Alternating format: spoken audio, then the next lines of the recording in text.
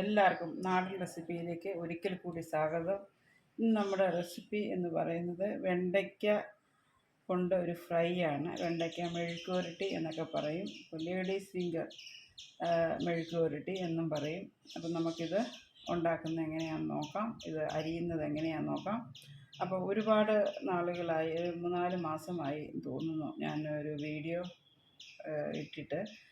പല കാരണങ്ങൾ കൊണ്ടാണ്, ഓണം വന്നു, പിന്നെ അതുപോലെ തന്നെ വീട്ടിൽ കുറച്ച് കാര്യങ്ങളൊക്കെ ഉണ്ടായിരുന്നു. അതുകൊണ്ട് വീഡിയോ ഇടാൻ മറന്നിട്ടല്ല, സാഹചര്യം അനുവദിച്ചില്ല. അപ്പോൾ ഇന്ന് മുതൽ നമ്മൾ റെഗുലറായിട്ട് വീഡിയോ ഇടുന്നതായിരിക്കും. അപ്പം ഒരിക്കൽ കൂടി നമ്മുടെ വീഡിയോ കാണുന്ന എല്ലാവർക്കും ആശംസകൾ പറഞ്ഞുകൊണ്ട് നമ്മൾ തുടങ്ങുകയാണ്.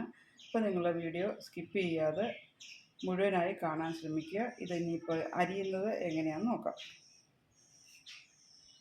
ലേഡീസ് ഫിംഗർ അല്ലെങ്കിൽ വെണ്ടയ്ക്ക മെഴുക്കുവരട്ടി നമ്മൾ അരിയുന്നത് കാണിച്ചു തരാം. അപ്പോൾ അതിൻ്റെ ആദ്യമായിട്ട് ഒരു വെണ്ടയ്ക്ക എടുക്കുക, അതിൻ്റെ ഈ മുകൾ ഭാഗം ഒന്ന് കട്ട് ചെയ്ത് കളയുക. അതിനുശേഷം ഇതിനകത്ത് ജീവികൾ അല്ലെങ്കിൽ പുഴു കുത്തോ വല്ലതും ഉണ്ടോ എന്ന് അറിയാൻ വേണ്ടി ഒന്ന് പിളർക്കുന്നത് നല്ലതാണ്. ഞാനൊന്ന് പിളർന്നിട്ടാണ് ഇത് അരിയുന്നത്. അപ്പോൾ ഇത് നല്ല വെണ്ടയ്ക്ക തന്നെയാണ്, പുഴുക്കുത്തൊന്നും വന്നിട്ടില്ല. ഇനിയിപ്പോൾ നമ്മൾ രണ്ടും കൂടെ ചേർത്ത് പിടിച്ച് ഇങ്ങനെ അരിഞ്ഞിടുകയാണ് നല്ലത്. ചിലരിത് നീളത്തിലും അരിയും, പക്ഷേ ചെറുതായിട്ട് അരിഞ്ഞാലേ അത് പെട്ടെന്ന് നമുക്ക് മൂത്ത് കിട്ടുകയുള്ളൂ. അപ്പോൾ അതുകൊണ്ടാണ് ഇങ്ങനെ ചെറുതായിട്ട് രണ്ടായിട്ട് പിളർന്ന് വേണം വെണ്ടയ്ക്ക അരിയാനായിട്ട്. അപ്പോൾ ഇതാണ് വെണ്ടയ്ക്ക അരിയുന്ന രീതി. അപ്പോൾ അല്ലാതെ ചിലർ അരിയും, ഇങ്ങനെ തന്നെ അരിയും. വെണ്ടയ്ക്ക പിളരാതെ ഇങ്ങനെ അരിയാം, ഒന്നിങ്ങനെ അരിയാം. വെണ്ടയ്ക്ക 4ആയിട്ട് കീറിയിട്ട് ഇങ്ങനെ നീളത്തിൽ അരിയുന്നത്, ഇതേപോലെ നീളത്തിൽ അരിയുന്നവരുമുണ്ട്. അങ്ങനെ 2-3 തരം രീതിയിൽ വെണ്ടയ്ക്ക അരിയാൻ പറ്റും. അപ്പോൾ നമ്മളിങ്ങനെ 2ആയിട്ട് കീറിയാണ് 2 ഭാഗങ്ങളായിട്ട് അരിയുന്നത്. അപ്പോൾ ഇതുപോലെയാണ് വെണ്ടയ്ക്ക അരിഞ്ഞെടുക്കണം. അപ്പോൾ എല്ലാ വെണ്ടയ്ക്കായും നമ്മൾ ഇതുപോലെ അരിഞ്ഞ് എടുക്കുകയാണ്. വെണ്ടയ്ക്ക അരിയുന്നതിന് മുമ്പ് ഒരു കാര്യം ശ്രദ്ധിക്കണം. ഇതെല്ലാം നല്ലതുപോലെ കഴുകി വെള്ളം തോർന്നതിന് ശേഷം വേണം അരിഞ്ഞെടുക്കാനായിട്ട്. ഇല്ലെങ്കിൽ ഇതിനൊരു പശപ്പശപ്പുണ്ട്. പശപ്പശപ്പ് വെച്ചാൽ ഒരു ഒട്ടിപ്പിടിക്കുന്ന പോലെ, കിളികിളിപ്പ് പോലെ ഒരു ദ്രാവകം പോലെ ഒരു സാധനം വരുന്നതായിരിക്കും. അപ്പോൾ അത് ഒഴിവാക്കാൻ വേണ്ടിയിട്ട് നമ്മൾ നല്ലതുപോലെ കഴുകി വെള്ളം കളഞ്ഞ് നമ്മളിത് എണ്ണയിൽ വഴറ്റിയെടുക്കുകയാണ് ചെയ്യുന്നത്. അപ്പോൾ വെള്ളത്തിൽ ഇട്ട് കഴിഞ്ഞാൽ വെണ്ടയ്ക്ക മെഴുക്കുവരട്ടി ആകത്തില്ല. അതുകൊണ്ടാണ് നമ്മൾ വെള്ളം ചേർക്കാതെ ഈ വെണ്ടയ്ക്കയെല്ലാം അരിഞ്ഞെടുക്കുന്നത്. വെണ്ടയ്ക്കയെല്ലാം നമ്മളിവിടെ ഇതേപോലെ അരിഞ്ഞെടുത്തിട്ടുണ്ട്. ഇനിയിപ്പോൾ ചെയ്യാൻ പോകുന്നത്, ഇതിലേക്ക് കുറച്ച് പച്ചമുളക്, എരിവിന് ഓരോരുത്തരുടെ ഇഷ്ടമനുസരിച്ച് എരിവിന് ആവശ്യമായ പച്ചമുളക് ഇട്ട് കൊടുക്കുക. ഞാനൊരു 10 പച്ചമുളകോടുകൂടി ഇതിനകത്ത് ഇട്ട് കൊടുക്കുന്നുണ്ട്. ഇവിടെ തന്നെ ഉണ്ടായ പച്ചമുളകാണ്, അപ്പോൾ നല്ല എരിവുമുണ്ട്. ഇത് നമുക്ക് ഇതിനകത്തിട്ട് ഇട്ട് കൊടുക്കാം. 2ആയിട്ട് പിളർന്നാണ് ഇട്ട് കൊടുക്കുന്നത്, ചെറുതായിട്ട് അരിയണ്ട, 2ആയിട്ട് പിളർന്ന് ആണ് ഇട്ട് കൊടുക്കുന്നത്.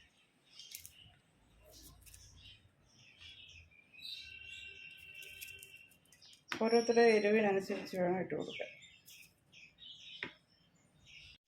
ഇപ്പോൾ നമ്മൾ വെണ്ടയ്ക്ക മെഴുക്കുവരട്ടി ഉണ്ടാക്കാനായിട്ട് ഒരു പാൻ വെച്ചു, ചൂടായിട്ടുണ്ട് പാന്.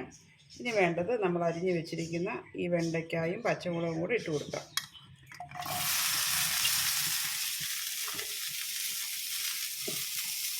മുഴുവനായി ഇട്ട് കൊടുത്തിട്ടുണ്ട്. ഇതിലേക്ക് ലേശം ഉപ്പിട്ട് കൊടുക്കാം. ഒരുപാട് ഉപ്പ് വേണ്ട, കുറച്ചുപ്പ്. ഉപ്പും ഇട്ട് കൊടുത്തു. ഇനി ഉപ്പും വെണ്ടയ്ക്കായും പച്ചമുളകും എല്ലാം കൂടി ഒന്ന് ഇളക്കി നമുക്ക് യോജിപ്പിക്കാം.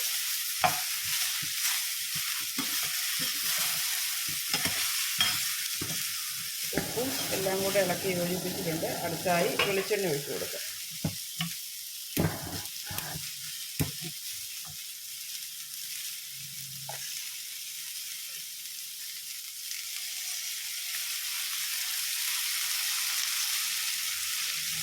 വെളിച്ചെണ്ണയും ഒഴിച്ച് കൊടുത്തു.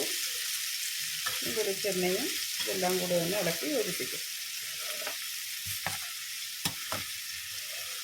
ഈ വെളിച്ചെണ്ണയെ കിടന്ന് ഒന്ന് ഫ്രൈ ആകണം. മൂടി വെച്ച് കഴിഞ്ഞാൽ വെള്ളം കിട്ടും. അതുകൊണ്ട് മൂടി വെക്കുന്നില്ല.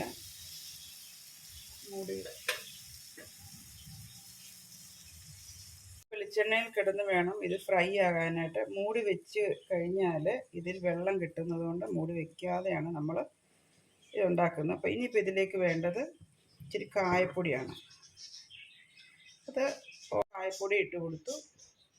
എല്ലാവർക്കും ഇതിൻ്റെ ടേസ്റ്റ് പിടിക്കണമെന്നില്ല.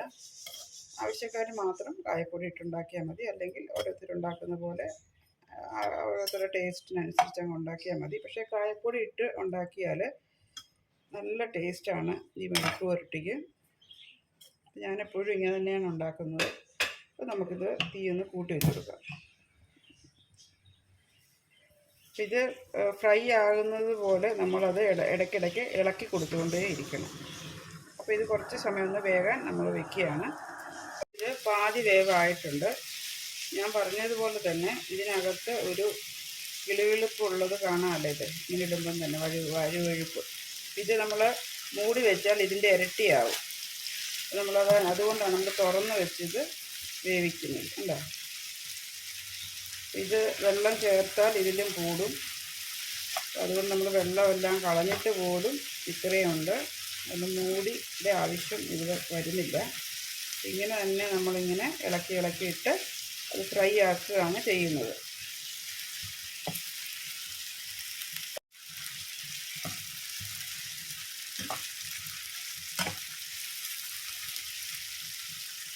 മെഴുക്കുവരട്ടിയുടെ 3/4 ഭാഗത്തോളം റെഡി ആയിട്ടുണ്ട്. അതിൻ്റെ വഴുവഴുപ്പൊക്കെ പോയി വെളിച്ചെണ്ണ തെളിഞ്ഞ് വന്നിട്ടുണ്ട്. കാണാൻ പറ്റുന്നുണ്ടാവും അല്ലേ? അപ്പോൾ നമ്മൾ വെള്ളം ഒട്ടും ചേർക്കാഞ്ഞത് കൊണ്ടാണ് ആ വഴുവഴുപ്പ് വിട്ട് മാറിയിരിക്കുന്നു. ഇനിയിപ്പോൾ ഇതിലേക്ക് ഒരു ചേരുവകളൂടെ ചേർക്കാനുണ്ട്. അപ്പോൾ അത് മറ്റൊന്നുമല്ല, ചതച്ച മുളകാണ്. എരിവിനനുസരിച്ച് നമ്മളത് തൂവി കൊടുക്കുന്നു. മെഴുക്കുവരട്ടിക്ക് നല്ല ടേസ്റ്റുമായിരിക്കും. കായപ്പൊടിയും മുളക് ചതച്ചും ഇട്ടാൽ ആവശ്യത്തിനുള്ള എരിവുമായി. എന്നാൽ മെഴുക്കുവരട്ടി കാണാൻ വളരെ ഭംഗിയുമായിരിക്കും. നല്ലൊരു റെഡ് കളർ ഇടയ്ക്കിടയ്ക്ക് ചതറി കൊടുക്കുമ്പോൾ ആ മെഴുക്കുവരട്ടിക്ക് നല്ല തൈരും ചോറും മെഴുക്കുവരട്ടി ആണ് കോമ്പിനേഷൻ. പിന്നെ അത് കൂടാതെ നമ്മൾ ചപ്പാത്തി ഉണ്ടാക്കുവാണെങ്കിൽ ഇതുപോലെ മെഴുക്കുവരട്ടി അല്ലെങ്കിൽ ഫ്രൈ ഉണ്ടാക്കിയാൽ ചപ്പാത്തിയുടെ കൂടെ കഴിക്കാനും വളരെ ടേസ്റ്റാണ്. പിന്നെ വെണ്ടയ്ക്ക എന്ന് പറയുന്ന ഒരുപാട് ഗുണങ്ങളുണ്ട്. ഷുഗറുള്ളവർ ഇത് തലേ ദിവസം വെള്ളത്തിലിട്ട് കീറിയിട്ടിട്ട് പിറ്റേ ദിവസം രാവിലെ വെറും വയറ്റിൽ ആ വെള്ളം കുടിക്കുന്നതും നല്ലതാണ്. ഇപ്പോൾ നമ്മുടെ വെണ്ടയ്ക്ക ഫ്രൈ അല്ലെങ്കിൽ വെണ്ടയ്ക്ക മെഴുക്കുവരട്ടി ഇവിടെ റെഡിയായി കഴിഞ്ഞിരിക്കുന്നു. അപ്പോൾ എൻ്റെ ചാനൽ എല്ലാവരും കാണണം. ഒന്നുകൂടി പറയുന്നു, എൻ്റെ ചാനൽ എല്ലാവരും കാണുക, ലൈക്ക് ചെയ്യുക, ഷെയർ ചെയ്യുക, സബ്സ്ക്രൈബ് ചെയ്യുക. എല്ലാവർക്കും അയച്ചു കൊടുക്കുക. ഫ്രണ്ട്സിനൊക്കെ അയച്ചു കൊടുക്കണം. അപ്പോൾ നമ്മുടെ വെണ്ടയ്ക്ക ഫ്രൈ ഇവിടെ റെഡി ആയിരിക്കുന്നു. അപ്പോൾ നമുക്കിതിൻ്റെ ടേസ്റ്റ് ഒന്ന് നോക്കാം. ഉപ്പൊക്കെ ഉണ്ടോ നോക്കാം.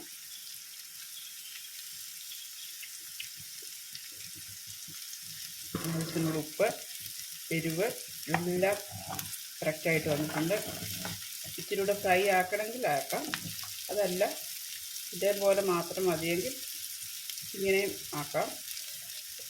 ഇതാണ് എൻ്റെ പരുവം. ഇതനുസരിച്ചാണ് ഞാനിവിടെ റെഡിയാക്കിയിരിക്കുന്നത്. ഇതിലും കുറച്ചുകൂടെ ഫ്രൈ ആക്കുന്നവരുണ്ട്. പക്ഷെ അപ്പം ഒരുപാട് മുരിഞ്ഞു പോകും, കഴിക്കാനും ടേസ്റ്റ് ഉണ്ടാവില്ല. അപ്പോൾ ഇതിൻ്റെ വെളിച്ചെണ്ണ എല്ലാം തെളിഞ്ഞ് വന്നു. നമുക്ക് ഇതിങ്ങനെ മാറ്റി വെച്ചിട്ട് വെളിച്ചെണ്ണ മാറ്റി എടുക്കാവുന്നതുമാണ്. ഒരു സൈഡിലേക്ക് മാറ്റി വെച്ചാൽ വെളിച്ചെണ്ണ സെപ്പറേറ്റ് ആയിട്ട് മാറിക്കിടക്കുകയും ചെയ്യും. അപ്പോൾ ഇങ്ങനെയാണ് വെളിച്ചെണ്ണ. അപ്പോൾ നമുക്ക് അധികം ഈ മെഴുക്കുവരട്ടിയിൽ ഉണ്ടാവുകയില്ല. ഇതുപോലെ ഒന്ന് ചായച്ച് വെച്ച് കഴിഞ്ഞാൽ വെളിച്ചെണ്ണയെല്ലാം മാറിക്കിട്ടുകയും ചെയ്യും. ഇത്രയേ ഉള്ളൂ ഇതിൻ്റെ ചേരുവകൾ. അപ്പോൾ എല്ലാവരും ഇത് വെച്ച് നോക്കണം. അടുത്തൊരു വീഡിയോയുമായിട്ട് എത്രയും വേഗം എത്തുന്നതായിരിക്കും. Thank you.